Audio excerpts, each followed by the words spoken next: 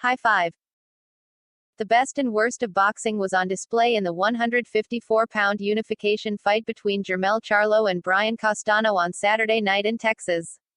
There was no undisputed 154-pound champion crowned in San Antonio, Texas, on Saturday night, July 17, 2021, as Charlo and Brian Castano went a hard 12 rounds only to see their efforts rewarded with a controversial, split draw decision. While we had Castano edging the bout, two judges turned in acceptable scorecards. Judge Stephen Weisfeld scored the bout 114-113 Castano. Tim Cheatham had it a 114-114 draw. Both those scores were reasonable enough. It was Nelson Vasquez's ridiculous 117-111 score for Charlo that had many fight fans seeing red. On the plus side, this means we're bound to get a rematch, and their fight last night was pretty exciting, definitely worth running back a second time. Both men confirmed themselves as worthy champions and top of the heap in their divisions. Both showed the violence needed to draw casual fans as well as the heart to fight back under adversity that breeds a stalwart fan base. The fight was at turns technical and frenzied, with Castano and Charlo both going for it rather than playing it cautious. Watch the highlights. Now, back to that 117-111 score.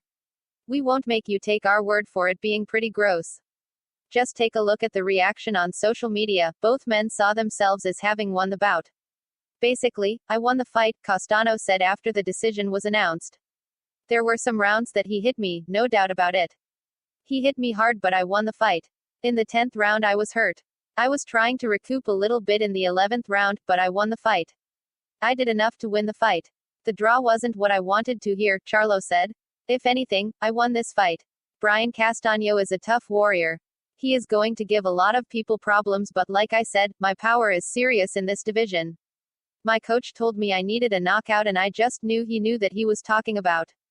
I trust him. This is the first time something like this happened to me.